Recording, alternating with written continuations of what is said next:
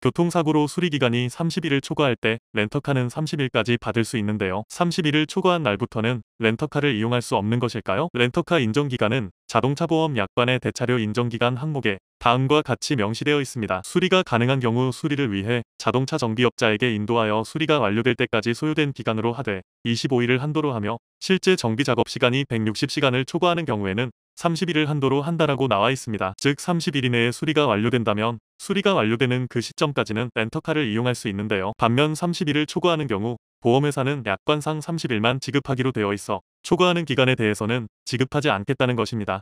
그러면 수리기간이 30일을 초과하는 경우에는 렌터카를 이용할 수 있는 방법이 없을까요? 방법은 30일을 초과하는 기간부터는 피해자가 렌터카 비용을 선부담하고 보험사를 상대로 청구 소송 시 대부분 렌터카 이용 비용 전액을 인정받을 수 있습니다. 이번 사례는 총 52일간 렌터카를 이용한 피해자의 사례를 예로 들어 설명하겠습니다. 피해자는 9월 27일부터 10월 26일까지 30일간 K9 차량을 이용하였으며 10월 27일부터 11월 18일까지 22일간 벤츠 S350 차량을 렌트하였고 보험회사에서는 10월 27일부터 11월 18일까지 사용한 22일간의 대차 비용은 약관을 이유로 지급을 거절하였습니다. 보험회사의 주장은 약관뿐만이 아니었는데요. 피해자 차량에 대한 적절한 수리 기간은 28.8일이므로 이를 넘어선 22일의 추가 수리 기간 동안의 대차료에 대해서는 피해자에게 지급할 의무가 없다. 피해자는 손해 확대 방지 의무가 있음에도 그 의무를 위반하는 대차료가 고가인 벤츠 S클래스 차량을 대차함으로써 부당하게 대차료를 증가시켰으므로 적정한 대차료의 범위 내에서만 배상 책임을 부담한다는 것이었습니다. 과연 법원에서는 누구의 편을 들어주었을까요? 재판부는 이 사건 사고로 인하여 피해자의 차량을 수리한 수리센터에서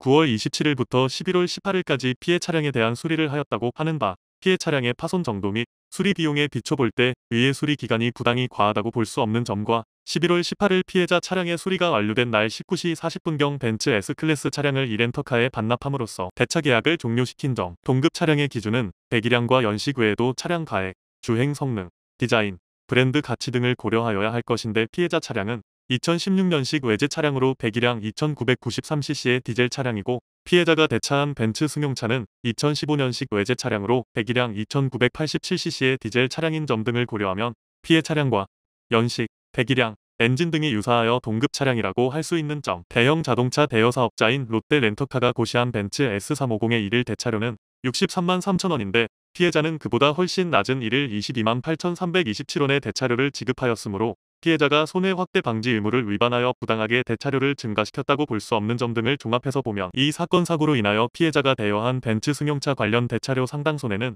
피해자가 청구하는 502만 3,200원이라고 봄이 상당하다. 즉 피해자가 30일을 초과하여 대차한 22일간의 렌터카 비용 전액을 지급하라고 인정한 것입니다. 렌터카 이용요금 청구 소송에 있어서 최근 재판부는 대부분의 대차 비용을 인정해주는 추세입니다. 30일을 초과하는 시점부터는 본인이 비용을 부담하고 소송을 통하여 청구해야 합니다. 청구 소송 시에는 변호사를 통하여 소송을 하면 피해자에게 실익이 남지 않으므로 나홀로 소송으로 하실 것을 권해드립니다. 나홀로 소송을 권하는 이유는 변호사를 선임하고 소송에서 이기면 변호사 선임 비용 전액을 상대방이 부담하는 것이 아닌지에 대한 질문과 이어지는데요. 변호사 선임 비용에 대해서는 다음의 영상으로 다뤄보도록 하겠습니다.